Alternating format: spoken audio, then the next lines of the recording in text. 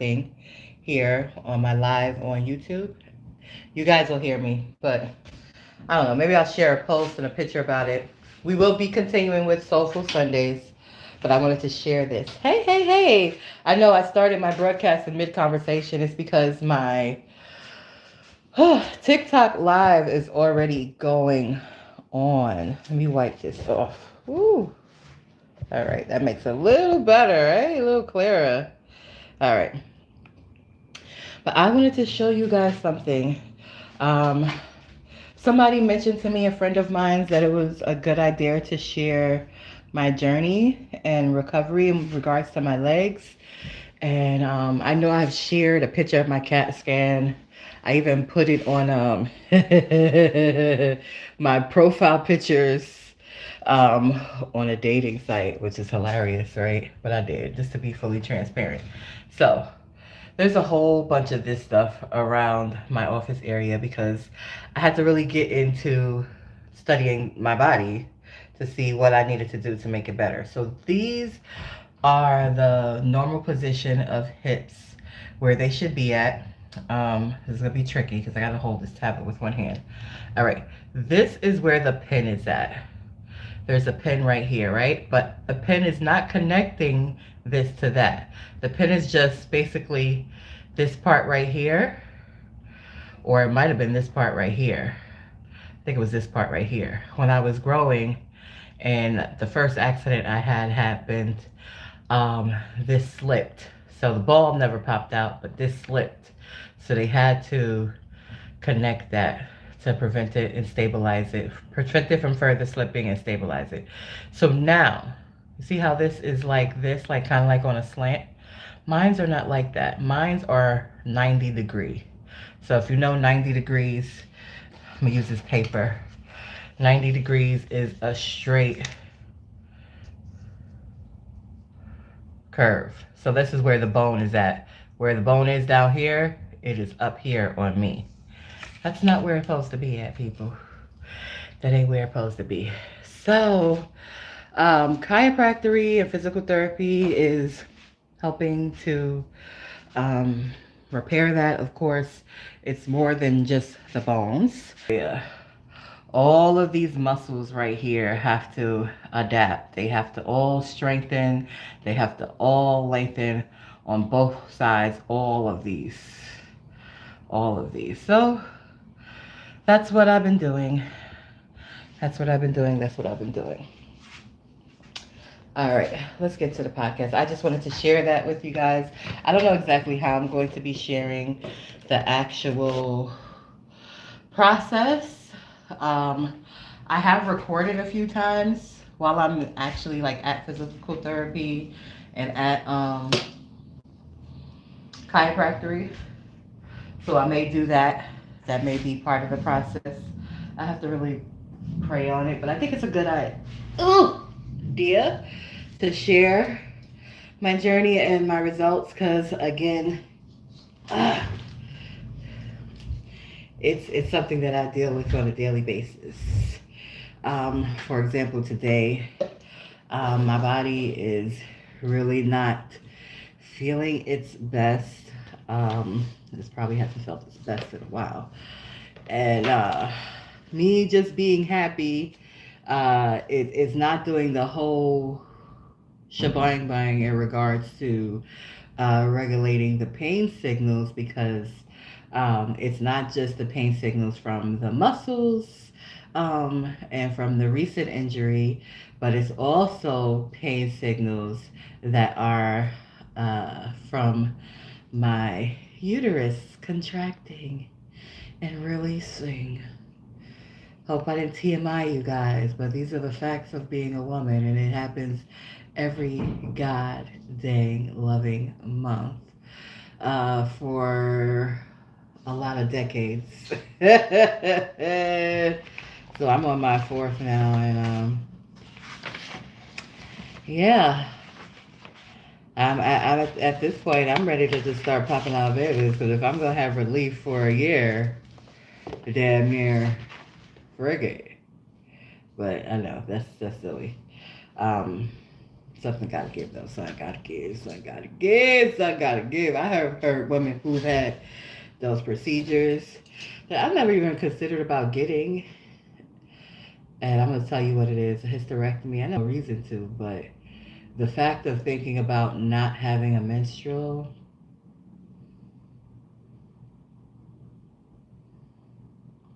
makes it a little appealing. Like if I had the money to physically pay the surgeon, have a find this trusted surgeon. If I didn't want to have no more munchkins, I would be like, bye, bye, bye. Now I probably would want to do something weird like keep it, make multivitamins out of it. People make multivitamins out of their placentas. I don't see why. An organ is an organ, let me recycle like the earth be recycled. The earth lose the leaves supposed to stay on the ground and refeed the earth and stuff. Let me refeed. If I take something out, let me refeed it to myself so it can nurture. I know I'm weird. Y'all know I'm weird already. Y'all know that I was weird? Well, if you didn't know, now you know. You know very well I'm a bit weird, but I really don't care. Welcome into the SupaTea podcast, the SupaTea podcast show where we learn and we grow. And it is Soulful Sunday, people. And we are in a new book. And we are actually at our first chapter. And I'm a little nervous. Because this is like a workbook. This is not like a book that we read and we just discuss. This is a book that's gonna have things to do. I don't know if the first chapter is gonna have things to do. I'm like flipping through it right now to see. First chapter is wow. Okay, I need to get to reading because ooh, look how big the first chapter is. I only have a few percentage on my tablet, which is where the YouTube world is at. Hey, TikTok world above. Yes, we're utilizing 2 cameras. So let's jump in. The title of his book is Breaking the Habit of Being Yourself. It is by Dr. Joe Dispenza. He's a best-selling author, neuroscientist. If you don't know who he is, I encourage you to Google him. And I'm going to jump right in. Chapter 1 is The Quantum You. Early physicists divided the world into matter and thought, and later, matter and energy. Each member of those pairs were considered to be entirely separate from the other, but they're not. Nevertheless, this mind-matter duality shaped our early worldview that reality was essentially predetermined and that people could do little things to change through their own actions, let alone their thoughts. Fast forward to our current understanding that we are part of a vast, invisible field of energy that contains all possible realities and responds to our thoughts and our feelings, just as today's scientists are exploring the relationship between thought and matter.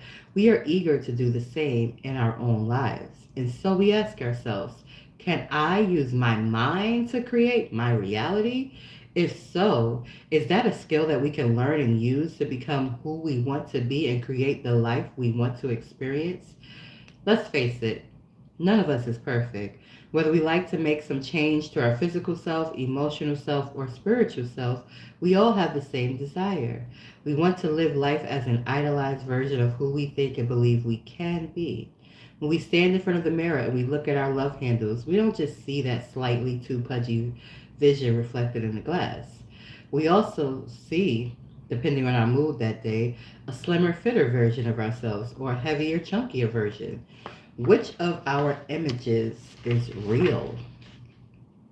When we lie down in bed at night reviewing our day and our efforts to be a more tolerant, less reactive person, we don't just see the parent who lashed out at our child for failing to quietly and quickly submit to a simple request.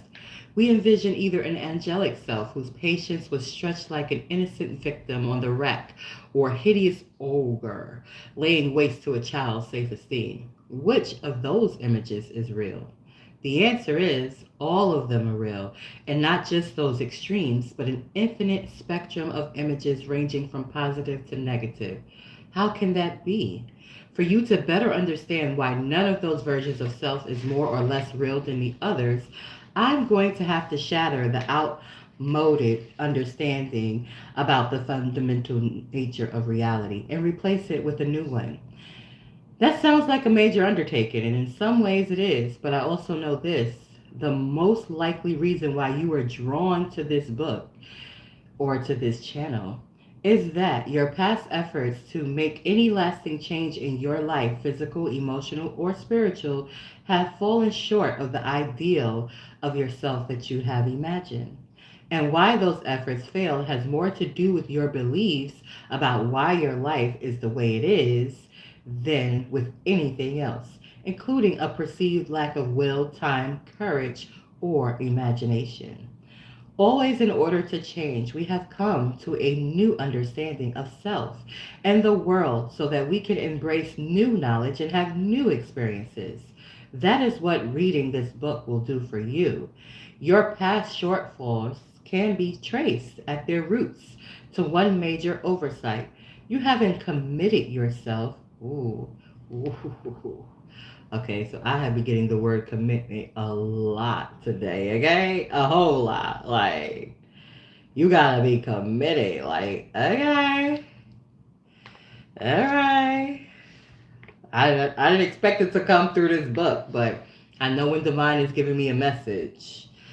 So, thank you. It comes in threes to me from different various ways and at different various times. But it always, I know, because it stands out. Okay, let's get back to the book. Uh, you haven't committed yourself to living by the truth that your thoughts have consequences so great that they create your reality. The fact is that we all can reap the benefits of our constructive efforts. We don't have to settle for our present reality. We can create a new one whenever we choose to. We all have that ability because, for better or worse, our thoughts do influence our lives. And if you're tuned in, tap the screen if you can. Thank you. I'm sure you've heard that before, but I wonder whether most people really believe this statement on a gut level. If we truly embrace the notion that our thoughts produce tangible effects in our lives, wouldn't we strive to never let one thought slip by us that we didn't want to experience? And wouldn't we focus our attention on what we want instead of continually obsessing about our problems? Think about it. If you really knew that this principle was true, would you ever miss a day in intentionally creating your desired destiny? To change your life, change your beliefs about the nature of reality. I hope this book will shift your view on how our world operates, convince you that you are more powerful than you knew, and inspire you to demonstrate the understanding that what you think and believe has a profound effect on your world.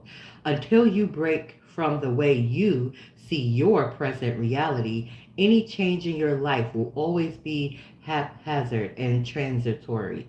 You have to overhaul your thinking about why things happen in order to produce enduring and desired outcomes. To do that, you'll need to be open to a new interpretation of what is real and true. To help your shift, or to help you shift rather, into this mode of thought and begin to create a life of your choosing, I have to begin with a bit of cosmology, which is the study and structure and dynamics of the universe.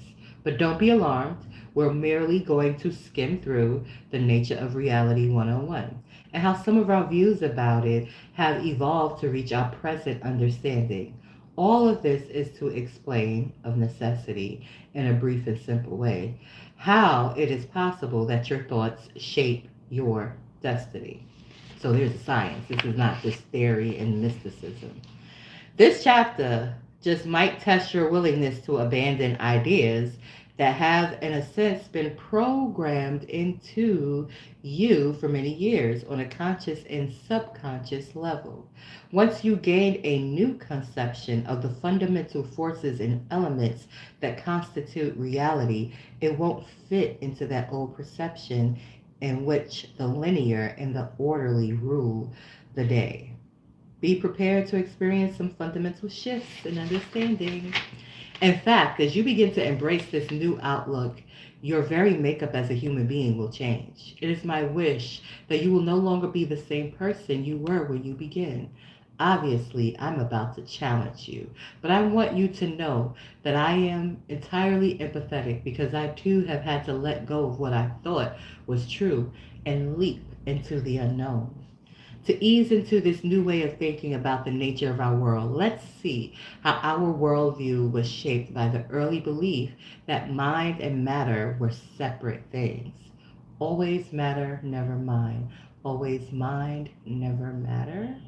Connecting the dots between the outer physical world of the observable and the inner mental world of thought has always presented quite a challenge to scientists and philosophers. To many of us, even today, the mind appears to have little or no measurable effects on the world of matter. Although we probably agree that the world of matter creates consequences affecting our minds, how can our minds possibly produce any physical changes affecting the solid things in our lives? Mind and matter appear to be separate. That is, unless there is a shift in our understanding about the way physical solid things actually exist. Well, there has been such a shift. And to trace its beginnings, we don't have to go back very far. For much of what historians consider modern times, humanity believed that the nature of the universe was orderly and thus predictable and explainable. Consider 17th century mathematician and philosopher Rene Descartes, who developed many concepts that still have great relevance to mathematics and other fields. Does I think, therefore I am, ring any bells? In retrospect, however, one of his theories ultimately did more harm than good. Descartes was a proponent of the mechanistic model of the universe, a view that the universe is controlled by predictable laws. When it came to human thought, Descartes faced a real challenge. The human mind possessed too many variables to neatly fit into any laws. Since he couldn't unify his understanding of the physical world with that of the mind, he had to account for the presence of both. Descartes played a nifty mind game, pun intended. He said that the mind was not subject to the laws of the objective physical world, so it was completely outside the bounds of scientific inquiry. The study of matter was the jurisdiction of science, always matter, never mind. Whereas the mind was God's instrument, so the study of it fell to religion, always mind, never matter. Essentially, Descartes started a belief system that imposed a duality between the concepts of mind and matter. For centuries, that division stood as the accepted understanding of the nature of reality. Helping to perpetuate Descartes' beliefs were the experiments and theories of Sir Isaac Newton. The English mathematician and scientist not only solidified the concept of the universe as a machine, but he produced a set of laws stating that human beings could precisely determine, calculate, and predict the orderly ways in which the physical world would operate. According to the classical Newtonian physics model, all things were considered solid. For example, energy could be explained as a force to move objects or to change the physical state of matter. But as you will see, energy is much more than an outside force exerted on material things. Energy is the very fabric of all things material and is responsive to mind. By extension, the work of Descartes and Newton established a mindset that if reality operated on mechanistic principles, then humanity had little influence on outcomes. All of reality was predetermined. Given that outlook, it is any wonder that human beings struggle with the idea that their actions mattered, let alone entertain the notion that their thoughts mattered, or that free will played any part in the grand scheme of things. Don't many of us still labor today, subconsciously or consciously, under the assumptions that we humans are often little more than victims? Considering that these cherished beliefs held sway for centuries, it took some revolutionary thought to counter Descartes and Newton. Einstein, not just rocking the boat, rocking the universe.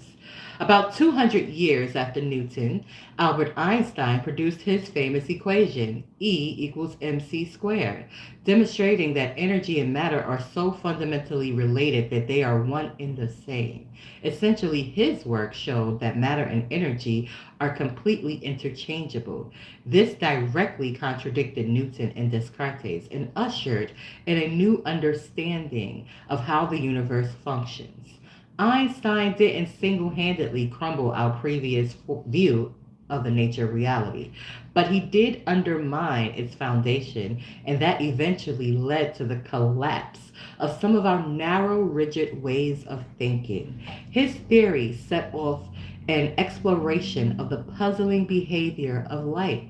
Scientists then observed that light sometimes behaves like a wave when it bends around a corner, for example, and at other times it behaves like a particle.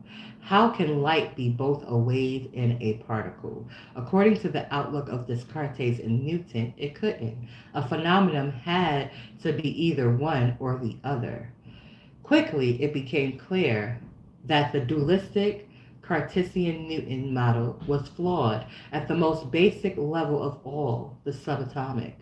Subatomic refers to the parts, electrons, protons, neutrons, and so on, that make up atoms, which are the building blocks of all things physical.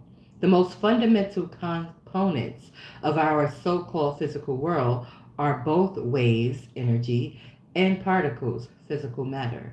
Depending on the mind of the observer, we'll come back to that. To understand how the world works, we have to look at its tiniest components. Thus, out of these particular experiments, a new field of science was born called quantum physics. The solid ground we stand on isn't. This change was a complete reimagining of the world we thought we lived in, and it led to the proverbial rug being pulled out from under our feet. Feet we used to think was planted on solid ground. How so? Think back to those old toothpick and styrofoam bowl models of the atom. Before quantum physics came along, people believed that an atom was made of relatively solid nucleus with smaller, less substantial objects either located in or around it. The very idea that with a powerful enough instrument we could measure, calculate the mass of, and count, number the subatomic particles that made up an atom made them seem as inert as cows grazing in a pasture. Atoms seem to be made of solid stuff, right? The classical atom. And they have a picture of the classical atom right in here. I don't know if you guys can see it on TikTok. Thank you. Thank you for the hearts. That's the classical atom, people. Woo-hoo. Here's the quantum atom. No, let's get close to this camera here.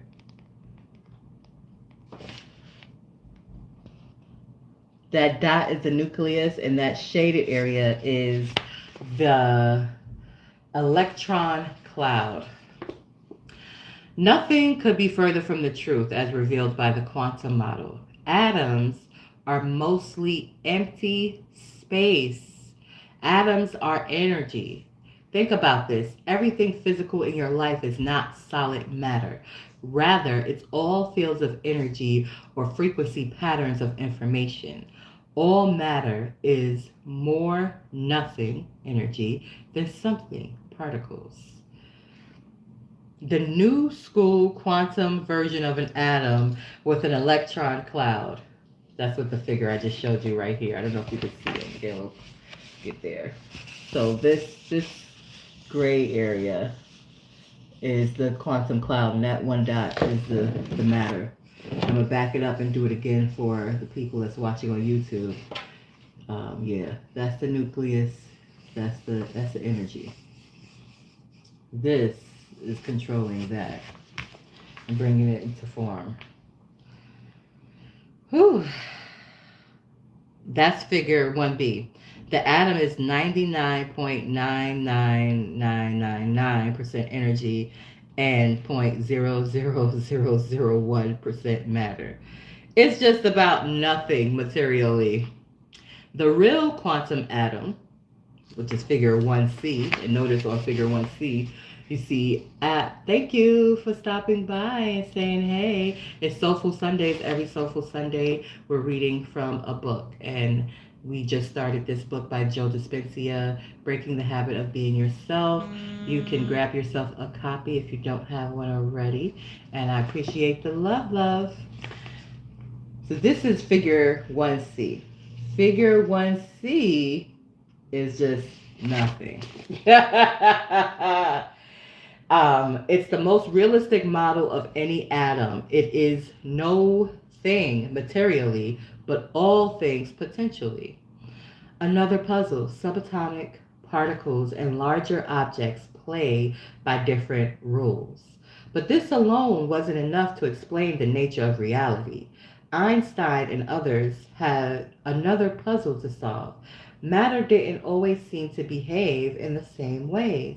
When physicists began observing and measuring the tiny world of the atom, they noticed that at the subatomic level, the fundamental elements of the atom didn't obey the laws of classical physics the way that larger objects did.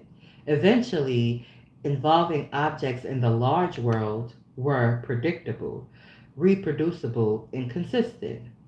When that legendary apple fell from a tree and moved towards the center of the earth until it collided with Newton's head, its mass acceleration with a consistent force. But electrons as particles behaved in unpredictable, unusual ways. When they interacted with the nucleus of the atom and moved towards its center, they gained and lost energy, appeared and disappeared, and seemed to show up all over the place without regard to the boundaries of time and space.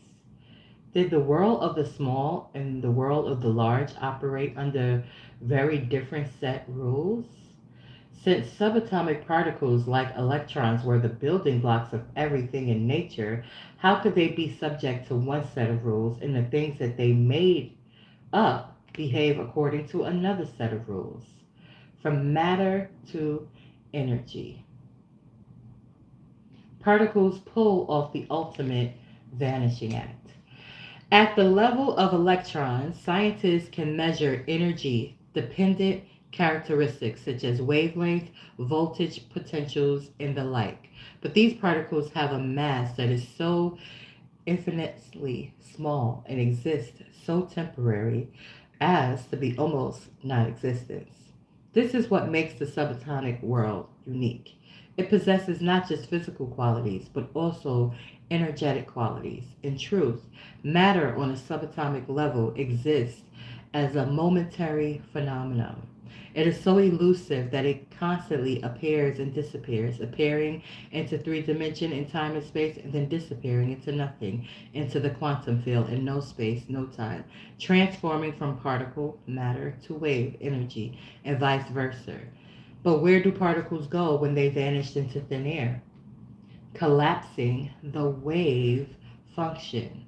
The electron could be anywhere. The electron appears as a particle.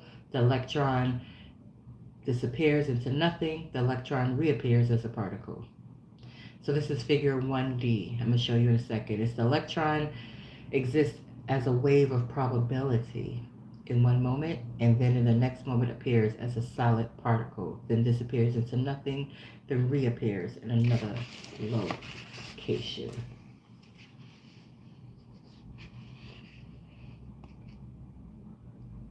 I know it's tricky because I don't know how to get the book to read. Shit, the particles is moving right now. Particles is moving literally. Energy is moving literally right now. I'm going to continue. The creation of reality. Energy responds to mindful attention. Consider again that old school toothpick and styrofoam ball model of how atoms were constructed. Back then, weren't we led to believe that electrons orbited around the nucleus like planets around the sun? If so, we could pinpoint their location, couldn't we?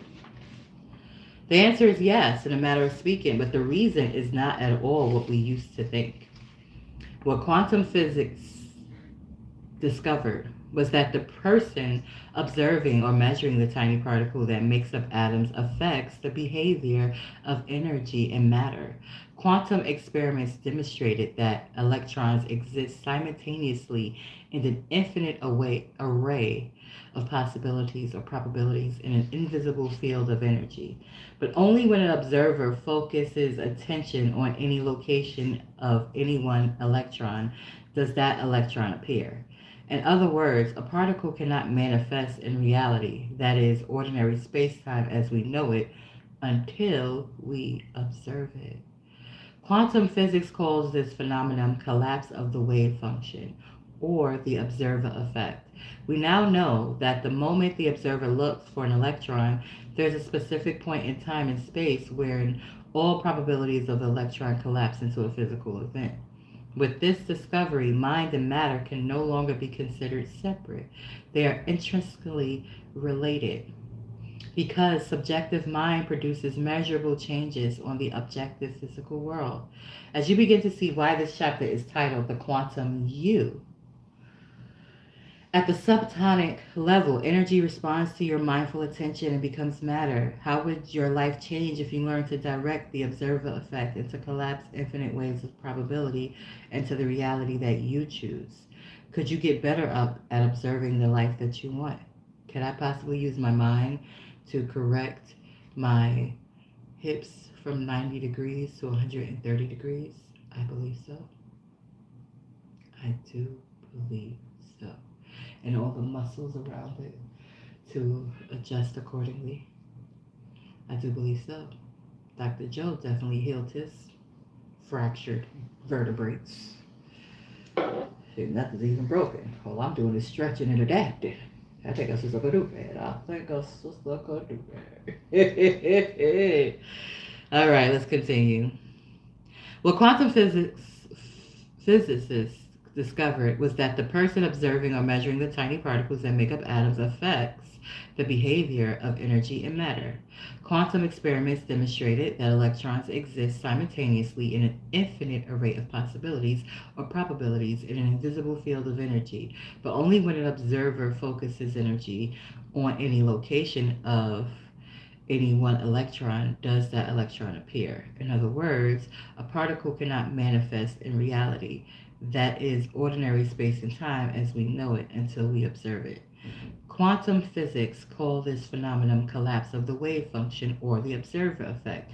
We now know that the moment the observer looks for an electron, there's a specific point in time and space where all probabilities of the electron collapse into a physical event. With this discovery, mind and matter can no longer be considered separate. They are intrinsically related because subjective mind produces measurable changes on the objective physical world. Are you beginning to see why this chapter is titled The Quantum You? At the subatomic level, energy responds to your mindful attention and becomes matter. How would your life change if you learned to direct the observer effect and to collapse infinite waves of probability into the reality that you choose? Could you get better observing the life you want? An infinite number of possible realities await the observer. So ponder this.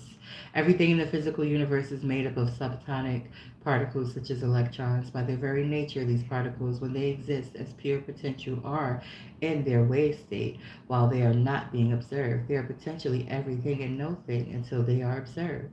They exist everywhere and nowhere until they are observed. Thus, everything in our physical reality exists as pure potential. If subatomic particles can exist in an infinite number of possible places simultaneously, we are potentially capable of collapsing into existence an infinite number of possible realities. In other words, if you can imagine a future event in your life based on any one of your personal desires, that reality already exists as a probability in the quantum field, waiting to be observed by you. If your mind can influence the appearance of an electron, then theoretically it can influence the appearance of any possibility. This means that the quantum field contains a reality in which you are healthy, wealthy, and happy. and possess all of the qualities and capabilities of the idolized self that you hold in your thoughts. Stay with me, and you will see that with willful attention, sincere application of new knowledge, and repeated daily efforts, you can use your mind as the observer to collapse quantum particles and organize a vast number of subatomic waves of probability into a desired physical event called an experience in your life. Like clay, the energy of infinite possibilities is shaped by consciousness, your mind. And if all matter is made of energy, it makes sense that consciousness, mind, in this case, as Newton and Descartes called it, and energy, matter, according to the quantum model, are so intimately related that they are one. Mind and matter are completely entangled. Your consciousness, mind, has effects on energy, matter, because your consciousness is energy, and energy has consciousness. You are powerful enough to influence matter because, at the most elementary level, you are energy with a consciousness. You are mindful matter. In the quantum model, the physical universe is an immaterial, interconnected, unified field of information, potentially everything, but physically nothing. The quantum universe is just waiting for a conscious observer, you or me, to come along and influence energy in the form of potential matter by using the mind and consciousness, which are themselves energy, to make waves of energetic probabilities coalesce into physical matter, just as the wave of possibility of the electron manifests as a particle within a specific momentary event. We, as observers, cause a particle or group of particles to manifest physical experiences in the form of events in our lives. This is crucial to understanding how you can cause an effect or make a change in your life. When you learn how to sharpen your skills of observation to intentionally affect your destiny, you are well on your way towards living the ideal version of your life by becoming the idolized version of yourself. We are connected to everything in the quantum field.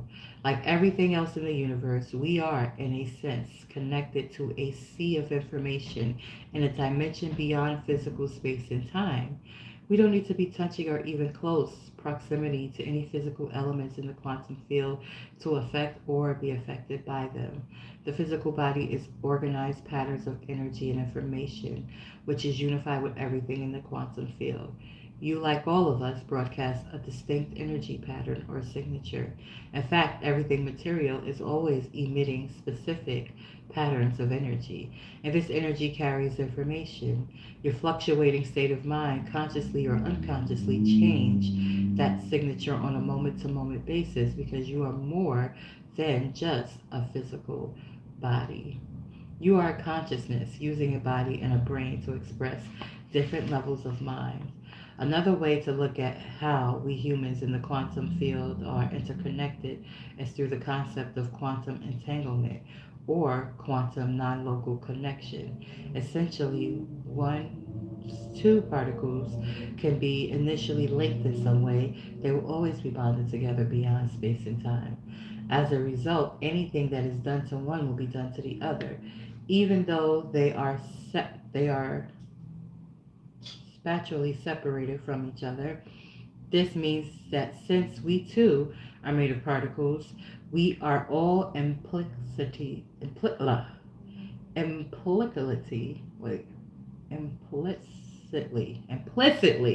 I got a little tongue tied there. We are all implicitly connected beyond space and time. What we do unto others, we do unto ourselves. Think about the implications of this. If you can wrap your mind around this concept, then you have to agree that the you that exists in a probable future is already connected to the you in this now, in a dimension beyond this time and space. Stay tuned. By the end of this book, that idea just might be normal to you. Weird science. Can we affect the past? Since we're all interconnected across distance and time, does that suggest that our thoughts and feelings can influence events in our past as well as those we desire in our future? Who used to watch the series Back to the Future? That was one of the TV series that definitely caught my attention back in the day. But I'm gonna continue this book. Just came to mind, so I just want to say, ooh, I got 444 likes up there. Okay, okay, universe, I see what you're doing. I'm gonna keep on going. I'm gonna keep on going. All right. In July 2000, Israeli doctor Leonard Leibovitsky conducted a double-blinded randomized controlled trial involving 3,393 hospital patients divided into a control group and an intercession group. He set out to see whether prayer could have an effect on their condition. Prayer experiments are a great example of mind affecting matter at a distance. But stay with me here because everything is not always what it seems. Leibovitsky. He's Israeli, so I know it's not pronounced like that. I said it like it's Italian. Leibovitsky. It's probably like Leibovitsky. I don't know how Israeli people talk. They just seem to talk very passionately. Let's get beyond this man's name. He selected patients who had suffered sepsis, an infection, while hospitalized. He randomly designated half the patients to have prayers said for them, while the other half were not prayed for. Excuse me. He compared the results in three categories: how long fever lasted, length of hospital stay, how many died as a result of the infection. The prayed for benefited from an earlier decrease in fever and a shorter hospitalization time. The difference in the number of deaths among the prayed for and not prayed for groups was not statistically significant, although better in the prayed for group. That's a powerful demonstration of the benefits of prayer and how we can send an intention out into the quantum field through our thoughts and feelings. However, there's one additional element to this story that you should know about. Did it strike you as slightly odd that in July 2000 a hospital would have more than 3,000 of an infection at once? Was it a very poorly sterilized place, or was it some kind of contagion running rapid? That is a lot of people. Actually, those who were praying weren't praying for patients who were infected in 2000. Instead, be unbeknownst to them, they were praying for a list of people who had been in the hospital from 1990 to 1996, 4 to 10 years prior to the experiment. The prayed for patients actually got better during the 90s from the experiment conducted years later. Let me say this another way. The patients who were prayed for in 2000 all showed measurable changes in health, but those changes took effect years before. A statistical analysis of this experiment proved that these effects were far beyond coincidence. This demonstrates that our intentions, our thoughts and feelings, and our prayers not only affect our present or future, but they can actually affect our past as well. Now, this leads to the question: if you were to pray for or focus on an intention for a better life for yourself, could it affect your past, present, and future? The quantum law says that all potential exists simultaneously. Our thinking and our feelings affect all aspects of life beyond both space and time. Our state of being or state of mind when mind and body are one. Please note, throughout this book, I will refer interchangeably to your having and creating a new state of being or state of mind. For example, we can say that how you think and how you feel create a state of being. I want you to understand that when I use the term state of being and state of mind, your physical body is a part of that state. In fact, as you will see later on, many people exist in a state in which the body has become the mind, when they are ruled almost exclusively by the body and how it feels. So when I talk about the observer having an effect, it's not just the brain that is at work influencing matter, but the body as well. It is your state of being, when mind and body are one as an observer, which has effects on the external world. Thoughts and feelings produce test tube results. Ooh. We communicate with the quantum field primarily through our thoughts and feelings. Since our thoughts are themselves energy, as you know, the electrical impulses the brain generates can easily be measured by devices such as an EEG. They are one of the primary means by which we send signals into the field. Before I go into greater detail on how this works, I want to share with you a remarkable study that demonstrates how our thoughts and feelings influence matter. Cellular biology. Glenn Rain, PhD, conceived of a series of experiments to test healers' ability to affect biological systems. Since DNA is more stable than substances such as cells or bacterial cultures, he decided to have healers hold test tubes containing DNA. This study, this study took place at the HeartMath Research Center in California. The folks there have conducted extraordinary research into the physiology of emotions, heart brain interaction, and much more. Essentially, they and others have documented a specific link between our emotional states and our heart rhythms. When we have negative emotions such as anger and fear, our heart rhythms become erratic and disorganized. In contrast, positive emotions, love and joy, for instance, produce highly ordered, coherent patterns that heart math researchers refer to as heart coherence. In Dr. Rain's experiment, he first studied a group of 10 individuals who were well practiced in using techniques that HeartMath teaches to build heart focused coherence. They applied the techniques to produce strong elevated feelings such as love and appreciation. Then, for 2 minutes, they held vials containing DNA samples suspended in deionized water. When those samples were analyzed, no statistic significant changes had occurred. A second group of trained participants did the same thing, but instead of just creating positive emotions, a feeling of love and appreciation, they simultaneously held a intention, a thought, to either wind or unwind the strands of DNA. This group produced statistically significant changes in the conformation shape of the DNA samples. In some cases, the DNA was wound or unwound as much as 25%.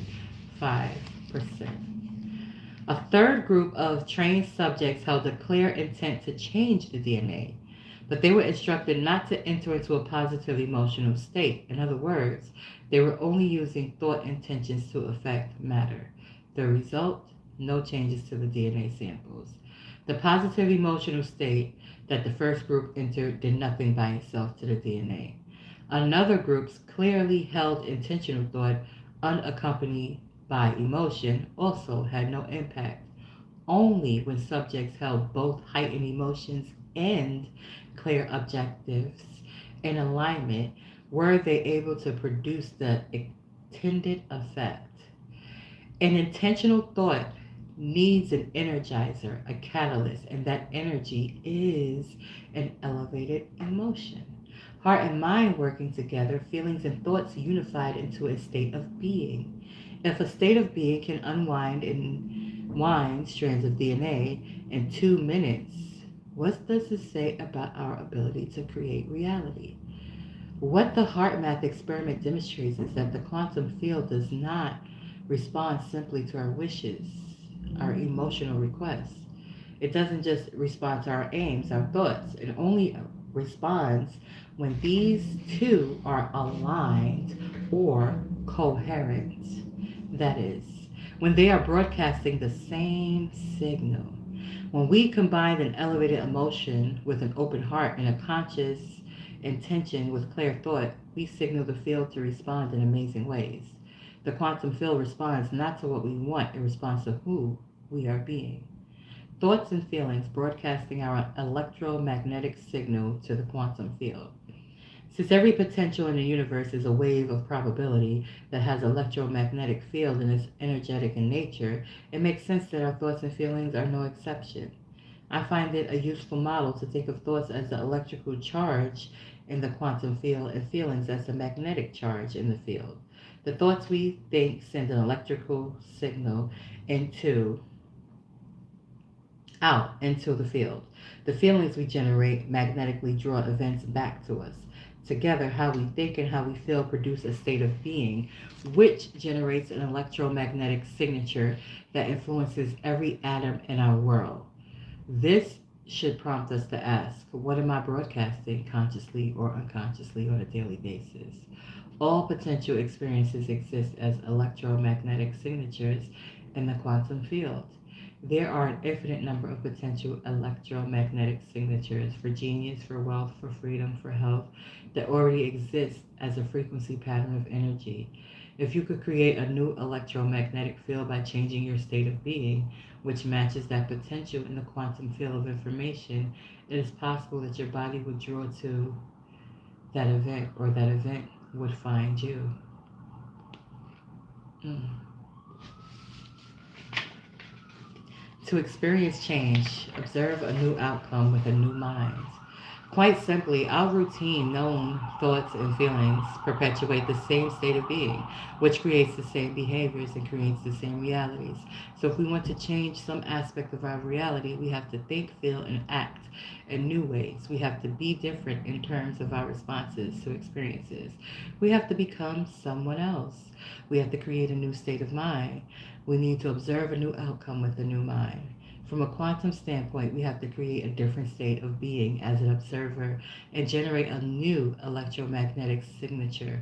When we do, we will match a potential reality in the field that exists only as an electromagnetic potential. Once that match exists between who we are being, what we are broadcasting, and the electromagnetic potential in the field, we will be pulled towards the potential reality, or it will find us. I know that it's frustrating when life seems to produce an endless succession of minor variations on the same negative outcomes. But as long as you stay the same person, as long as your electromagnetic signature remains the same, you can't expect a new outcome. To change your life, to change your energy, to make an elemental change in your mind and emotions. If you want a new outcome, you will have to break the habit of being yourself and reinvent a new self. Change requires coherence. Align your thoughts and feelings. What do your state of being and a laser have in common? I'll make this connection to illustrate another thing you need to know if you want to change your life. A laser is an example of a very coherent signal. When physicists talk about a coherent signal, they're referring to a signal made up of waves that are in phase. Their trough, low points, and crest, high points, are parallel. When these waves are coherent, they are much more powerful. Waves in a signal are either aligned or unaligned, coherent or incoherent. The same goes for your thoughts and feelings. How many times have you tried to create something thinking in your mind that the end result was possible, but feeling in your heart that it wasn't? What was the result of that incoherent, out of phase signal Ooh, that you was experiencing?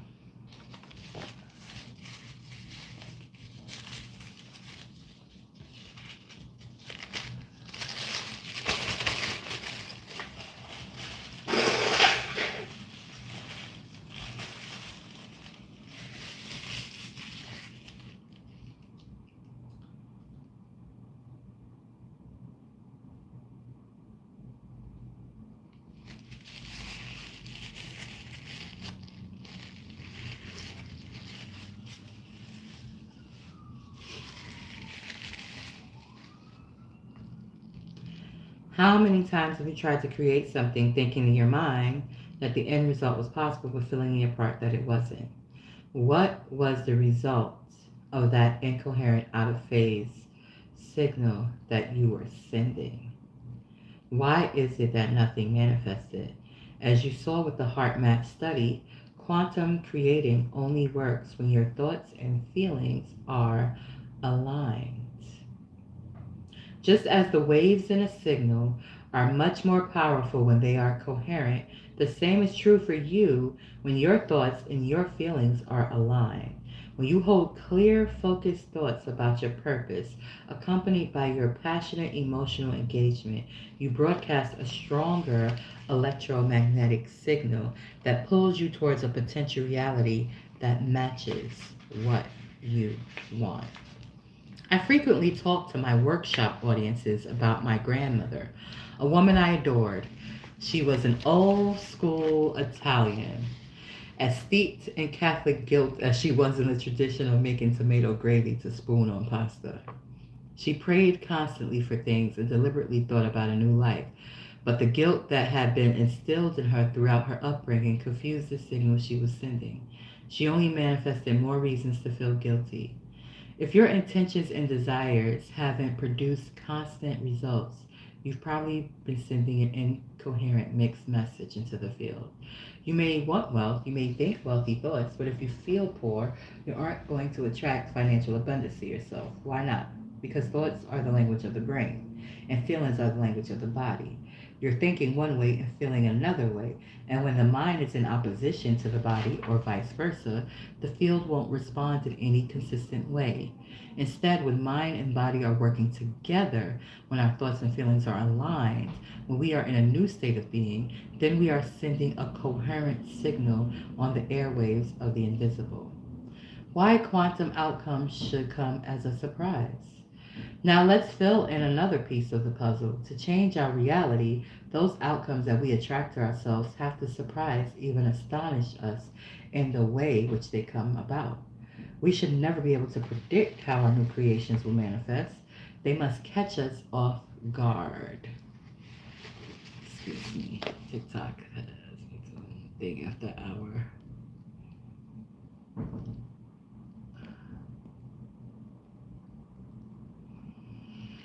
Sorry about that. All right, back to the book. Where was we at? They have to wake us up from the dream of the routine reality that we've grown accustomed to. These manifestations should leave us with no doubt that our consciousness made contact with the quantum field of intelligence. So we are inspired to do this again. This is the joy of the creative process. Why would you want a quantum surprise if you can predict an event? It's nothing new. It's routine, automatic, and you have experienced it many times before. If you could predict it, the same you produce the same familiar outcome. In fact, if you're trying to control how an outcome will occur, you just went Newtonian. Newtonian classical physics was about trying to anticipate and predict events. It was all about cause and effect. What does going Newtonian mean when applied to your ability to create? It's when the external environment is controlling your internal environment, thinking and feeling. That's cause and effect. Instead, change your internal environment, the way you think and feel, and then see how the external environment is altered by your efforts. Strive to create an unknown new future experience. Then, when an unforeseen event occurs in your favor, you'll be pleasantly surprised. You just became a quantum creator. You just went from cause and effect to causing an effect. Hold a clear intention of what you want, but leave the how details to the unpredictable quantum field. Let it orchestrate an event in your life in a way that is just right for you. If you're going to expect anything, expect the unexpected. Surrender, trust, and let go of how a desired event will unfold. This is the biggest hurdle for most to overcome because we human beings always want to control a future reality unknown by trying to recreate how it occurred in a past reality known. Quantum creating, giving thanks before receiving an outcome. I just talked about aligning our thoughts and feelings to produce the result we want. Yet in the process, letting go of the details surrounding how that event will come about. That's a leap of faith that is necessary if we are to exchange a life of humdrum, predictable outcomes for a joyful life of new experiences and quantum surprises. But we'll need to make yet another leap of faith to bring what we want into reality. Under what circumstances are you typically grateful? You may answer, I'm grateful for my family, the nice home I have, my friends, my job. What those things have in common is that they're already in your life. Generally, We're grateful for something that has already happened or already present in our life. You and I have been conditioned into believing that we need a reason for joy, a motivation to feel gratitude, grounds to be in a state of love. That's relying on external reality to make us feel different internally. It's a Newton's model. The new model of reality challenges us as quantum creators to change something within us in mind and body, and our thoughts and our feelings before we can experience the physical evidence with our senses. Can you give thanks and feel the elevated emotions associated with a desired event before it occurs? Yes. Can you imagine a reality so completely that you begin to be in that future life now? Yes. In terms of quantum creating, can you give thanks for something that exists as a potential in the quantum field but has not yet happened in your reality? If so, you are moving from cause and effect, waiting for something outside of you to make a change inside of you, to causing an effect, changing something inside of you to produce an effect outside of you. When you are in a state of gratitude, you transmit a signal into the field that an event has already occurred. Gratitude is more than an intellectual thought process. You have to feel as though whatever you want is in your reality at this very moment. Thus, your body, which only understands feelings, must be convinced that it has the emotional quotient of the future experience happening to you now. Universal intelligence in the quantum field. I hope by now you agree on some basic underlying concepts of the quantum model, that all physical reality is primarily energy existing in a vast web that is interconnected across space and time. That web, the quantum field, holds all probabilities, which we can collapse into reality through our thoughts, consciousness, observation, feelings, a state of being. But is reality nothing but indifferent electromagnetic forces acting on and in response to one another? Is the animating spirit within us simply a function of biology and randomness? I've had conversation with people who hold this view. Ultimately, the discussion leads to a dialogue that goes something like this. Where does the intelligence that keeps our heart beating come from? That's part of the autonomic nervous system. Where is that system located? The brain.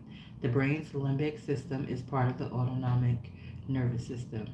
And within the brain, are there specific tissues that are responsible for keeping the heart beating? Yes. What are these tissues made up of? Cells. What are these cells made up of? Molecules. What are these molecules made up of? Atoms.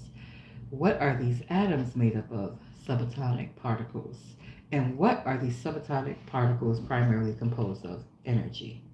When we arrive at the conclusion that our physiological vehicle is made up of the same stuff as the rest of the universe, and these folk bump against the notion that what animates the body is a form of energy, the same 99.99999% nothing that constitute the physical universe, they either shrug and walk away or come to realize that there's something in this notion to a unifying principle pervades all of the physical reality. Isn't it ironic, then, that we keep all of our attention on the 0.00001% of reality that is physical? Are we missing something? If this nothing consists of energy waves that carry information and this force organizes our physical structures and their functioning, then it certainly makes sense to refer to the quantum fields as an invisible intelligence. And since energy is at the basis of all physical reality, that intelligence I've just described to you has organized itself into matter. Thinking of the preceding conversation as a kind of template for how this intelligence has constructed reality, the quantum field is invisible potential energy that is able to organize itself from energy to subatomic particles to atoms to molecules and on the upline to everything. From a physiological perspective, it organizes molecules into cells, into tissues, into organs, into systems, and finally into the body as a whole. Put another way, this potential energy lowers itself as a frequency of wave patterns until it appears as solid. It is this universal intelligence that gives life to the field and everything in it, including you and me. This power is the same universal mind that animates every aspect of the material universe. This intelligence keeps our hearts beating and our stomachs digesting food and oversees an incalculable number of chemical reactions per second that take place in every cell. Moreover, the same consciousness prompts trees to grow fruit and causes distant galaxies to form and collapse. Because it exists in all places and times and exerts its power within us and all around us, this intelligence is both personal and universal. As an extension of this intelligence, we can emulate it, understanding that this universal intelligence possesses the same awareness that makes us individuals consciousness or mindfulness, even through this power. Even though this power is universal and objective, it does possess a consciousness, an awareness of self, and its own ability to move and act within the material universe. It is also completely mindful on all levels, not just of itself, but of you and me. Because this consciousness notices everything, it observes and pays attention to us. It is aware of our thoughts, our dreams, our behaviors, and our desires. It observes everything into physical form. How can a consciousness that has created all of life, that expends the energy and will to constantly regulate every function of our body to keep us alive, that has expressed such a deep and abiding interest in us, be anything but pure love?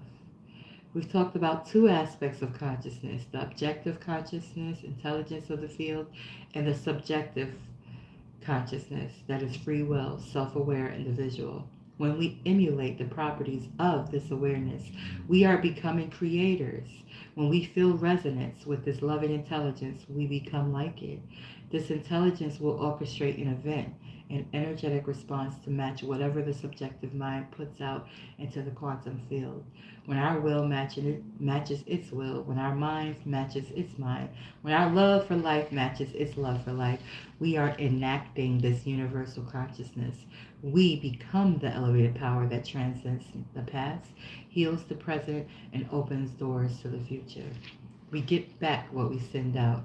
Here's how this orchestration of event works in our lives.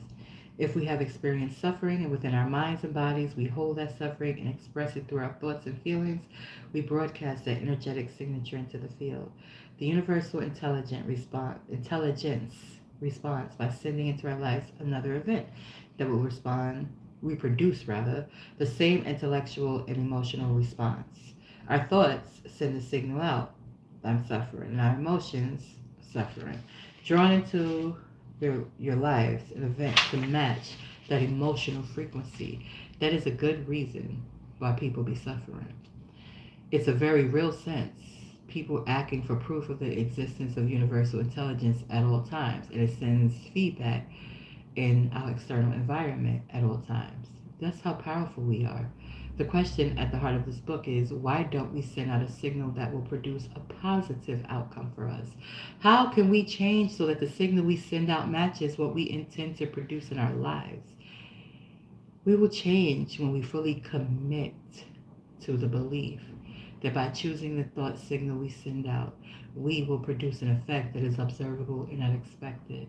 With this objective intelligence, we are not punished for our sins, that is, our thoughts, feelings, and actions, but by them. When we project into the field a signal based on the thoughts and feelings such as suffering produced by some undesirable experience in our past, is it any wonder that the field responds in the same negative way? How many times have you uttered these words or very similar words? I can't believe it. Why does this always happen to me? Yeah, I don't be speaking like that no more.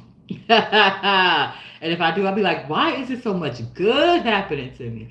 Why is my leg so healed and restored and flexible? Why is my bone just now adjusted at 130 degrees? Ooh. Why am I so happy? Why am I so healthy? Why is everything always working out for my good? Why do I have so much favor in my life?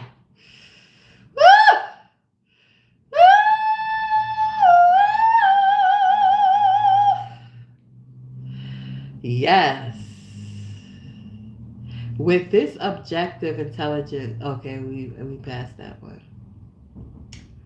Based on your new understanding of the nature of reality, do you now see that those statements reflect your acceptance of the Newtonian Cartesian model? I don't subscribe to those models. In which you are a victim of cause and effect? Do you see that you are fully capable of causing an effect yourself? Do you see that instead of responding in the manner above, you could be asking yourself, how can I think, feel, and behave differently to produce the effect that I want? Our mission then is to willfully move into the state of consciousness that allows us to connect to universal intelligence, making direct contact with the field of possibilities, and send out a clear signal that we truly expect to change. I want to highlight a part in this book. I like this. I'm going to write it down. How can I think, feel, and behave differently to produce the effects and results that I want? Great question. Let's get back. I'm going to start the paragraph again.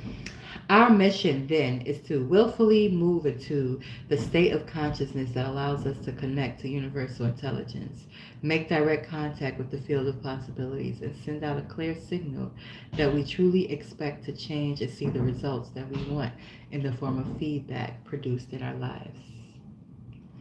Ask for quantum feedback. When do you create purposefully? Request a sign from the quantum consciousness that you have made contact with it.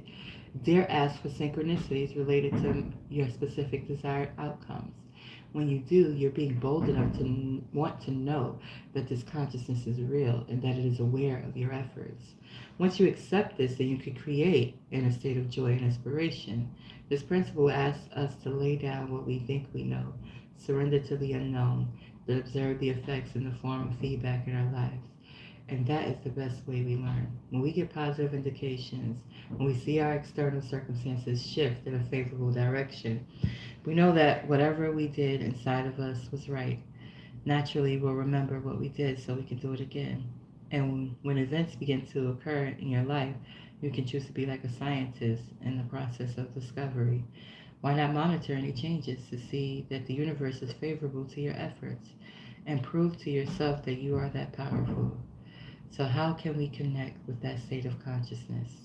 Quantum physics is nonsense. Newtonian physics postulated that there's always a linear series of interactions that are predictable and repeatable. You know, A plus B equals C, then C plus D plus E equals F. But in the wacky world of the quantum model of reality, everything is intercommunicating within a higher dimensional field of information that is holistically entangled beyond space and time as we know it. Ooh.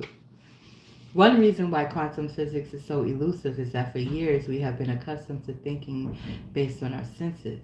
If we measure and reaffirm reality with our senses, we are stuck in the Newtonian paradigm. Instead, the quantum model demands that our understanding of reality not be based on our senses. Quantum physics is nonsense. And the process of creating future reality via the quantum model, our senses should be the last to experience what the mind has created. The very last thing we experience is sensory feedback. Why? The quantum is a multidimensional reality that exists beyond your senses. Interesting how the first book I read was talking about going beyond the five senses, right? It was almost like foundation for this, but I'm going to continue because again, this chapter is pretty chunky. It's a pretty chunky chapter. I got like about 4 more full pages to read. The quantum is a multidimensional reality that exists beyond your senses, in a realm where there is no body, no thing, no time. Thus, to move into that domain and create from that paradigm, you'll need to forget about your body for a little while. You also have to temporarily shift your awareness away from your external environment. All those things that you identify with in your life, your spouse, your kids, your possessions, your problems, are all part of your identity. Through them, you identify with the outer world. And finally, you have to lose track of linear time. That is, in the moment when you are intentionally observing a potential future experience, you'll have to be so present that your mind no longer vacillates between memories of the past and expectations of a same as usual future. Isn't it ironic that to influence your reality, environment, heal your body, or change some event in your future, time, you have to completely let go of your external world, no thing, and you have to release your awareness of your body, no body. You have to lose track of time, no time. In effect, you have to become pure consciousness. Do that, and you have dominion over the environment, your body, and time. I affectionately call these the big three, and since the subatomic world of the field is made purely of consciousness, you cannot enter any other way than via pure consciousness yourself. You cannot walk through the door into the quantum field as a somebody. You must enter as a nobody. Your brain has the innate ability to harness this skill. Stay tuned for more. When you understand that you are fully equipped biologically to do this, leave this world behind and enter a new reality beyond space and time, you will be naturally inspired to apply it in your life. Going beyond space and time. What does it mean to go beyond space and time? These are constructs that humans created to explain physical phenomena involving location and our sense of the temporal. When we talk about a glass sitting on a table, we reference it in terms of location because of where it is in space and how long it has occupied that location. As humans, we're obsessed with those two concepts: where we are, how long we've been there, how long we remain, where will we go next, even though time is not something that we can actually sense. We feel it passing in much the same way that we sense our location in space. We feel the seconds, minutes, and hours passing by, just as we feel our bodies pressed against our chairs and our feet planted on the ground. And the quantum field, the infinite probabilities for materializing reality, are beyond space and time, because a potential doesn't yet exist. If it doesn't exist, it doesn't have a location or occupy a position temporally. Anything that doesn't have material existence, that hadn't had its waves of probability collapse into particle reality, exists beyond space and time. Since the quantum field is nothing but immaterial probability, it is outside of space and time.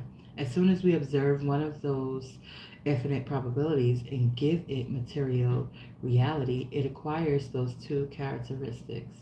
To enter the field, enter a similar state. Great. We have the power to make material a reality of our own choosing by selecting it from the quantum field, but we have to somehow access that field.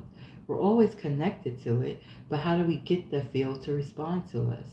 If we're constantly emitting energy and therefore sending information to the field and receiving information from it, how do we communicate more effectively with it? In upcoming chapters, I will talk at length about how to enter the field. For now, what you need to know is that to enter the field, which exists beyond space and time, you have to enter a similar state. Do you ever have any experiences when time and space seem to disappear? Think of those moments when you're driving and your thoughts are focused on some concern you have. When that happens, you forget about your body. You're no longer aware of how you feel in space. You forget about the environment. The external world disappears, and you forget about time. You have no idea how long you've tranced out. At moments like these, you've been in the threshold of the door that allows you to enter the quantum field and gain access to working with universal intelligence. In essence, you've already made thought more real than anything else. Later on, I will provide instructions on how to move into that state of consciousness regularly, to access the field and to communicate more directly with the universal intelligence that emanates all things. Change your mind, change your life. As this chapter has progressed, I've led you from the notion that mind and matter are fully separable to the quantum model, which states they are inseparable. Mind is matter, and matter is mind. So, all those times in the past when you tried to change, maybe your thinking was fundamentally limited. You likely believe that it was always circumstances outside of you that needed to change. If I didn't have so many other commitments, I could lose the excess weight and then I'd be happy. We've all stated some variation on this theme. If this, then that, cause and effect. What if you could change your mind, your thoughts, your feelings, and the way of being outside the bounds of time and space? What if you could change ahead of time and see the effects of those internal changes in your external world? You can. What has profoundly and positively changed my life and the lives of so many others is the understanding that changing one's mind and thereby having new experiences and gaining new insights is simply a matter of breaking the habit of being oneself. When you overcome your senses, when you understand that you are not bound by the chains of your past, when you live a life that is greater than your body, your environment and time, all things are possible. The universal intelligence that emanates the existence of all things will both surprise you and delight you. It wants nothing more than to provide you with access to all you want. In short, when you change your mind, you change your life, and a child shall lead them. Before we move on, I'd like to share a story that illustrates just how powerful and effective being in contact with the greater intelligence can be in making change an integral part of your life. My children, now young adults, have used a meditation similar to the process I will describe to you in part 3 of this book. As a result of practicing these techniques, they've manifested some remarkable adventures. Since their childhood, we've had an agreement that they work on creating material things or events that they want to experience. However, our rule is that I don't interfere or assist with producing the outcome. They have to create intended realities on their own, using their minds and interacting with the quantum field. How amazing. Ugh. My 20 something daughter studies art in college. It was springtime, and I asked what she wanted to manifest during an upcoming summer break. She had a laundry list. Instead of the typical college student home for the summer job, she wanted to work in Italy, learn and experience new things, visit at least 6 Italian cities, and spend 1 week in Florence since she had friends there. She wanted to work for the first 6 weeks of the summer, making a decent wage, then spend the rest of the break at home. I commended my daughter for her clear vision of what she wanted and reminded her that universal intelligence would orchestrate the way her dream summer would manifest. She would take care of the what, a great consciousness would handle the how.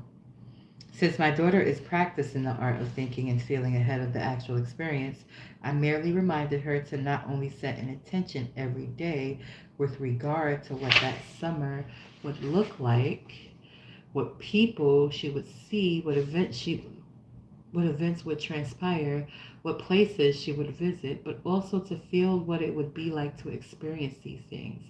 I asked her to create the vision in her mind until it was clear and real, that the thought she was thinking became the experience, and her brain synapses began to wire that information as if it was a reality. If she was still being the young woman in the dorm room with a dream of going to Italy, then she was still the same person living the same reality. So while it was still March, she had to begin being the young woman who's been in Italy for half the summer. No problem, she said. She had experiences like this before when she wanted to be in a music video and when she wanted to experience an unlimited shopping spree. Both of those transpired in perfect elegance. I then reminded my daughter, you can't get up from your mental creation of this experience as the same person you were when you sat down. You have to get up from your seat as if you had just had the most amazing summer in your life. I got it, she said. She understood my reminder that each day she had to change to a new state of being, and after every mental creation, she was to go about her day living in the elevated mood of gratitude generated by having had that experience. My daughter called a few weeks later. Dad, the university is offering an art history summer course in Italy. I can get the cost of the program and all expenses down from 7,000 to 4,000. Can you help me pay for that? Well, it's not that I'm an unsupportive parent, but this didn't strike me as what she originally stated as her target. She was trying to force and control the outcome of this possible destiny instead of allowing the quantum field to orchestrate the events in a way that was right for her. I advised her to really inhabit that Italian trip and think, feel, speak, and dream in Italian until she got lost in the experience. A few weeks later, when she called again, her excitement was palpable. She had been in the library chatting with her art history teacher. They eventually slipped into speaking Italian. Both spoke the language fluently. At that point, her teacher said, I just remembered. One of my colleagues needs someone to teach level 1 Italian to some American students that will be studying in Italy this summer. Of course, my daughter was hired. Get this, not only would she be paid to teach, all expenses covered, but she would be in 6 different cities in Italy for 6 weeks, spend the last week in Florence, and be able to be home for the second half of the summer. She manifested her dream job in every aspect of her original vision. This wasn't a case of a young woman pursuing this opportunity with a traditional dog determination to find a program, search the internet, hounding professors, and so forth. Instead of following cause and effect, my daughter changed her state of being to the extent that she was causing an effect. She was living by the quantum law as she electromagnetically connected to an intended destiny that existed in the quantum. Her body was then drawn to the future event. The experience found her. The outcome was unpredictable. It came in a way that she in no way expected. It was synchronistic, and there was no doubt that it was a result of her internal effects and efforts, rather. Think about that for a moment. What opportunities are out there waiting for you? Who are you being in this moment and every other moment? Is your being that way going to attract to you all that you desire? Can you change your state of being? And once you inhabit a new mind, can you observe a new destiny? The answers are what the rest of this book is all about. That was an interesting first chapter. Y'all gotta work with me with the lighting, people, because daylight saving times has happened, so it gets darker earlier. But it's been a pleasure. I might push up our times from 3 to 2, just so that I have more natural light in this room. Oh, look who popped through my daggone, what you call it?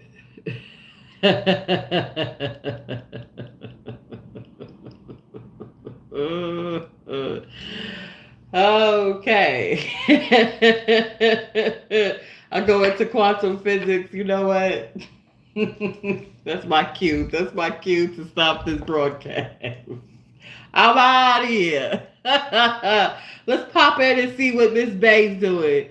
Oh, she reading. She corny. She boring.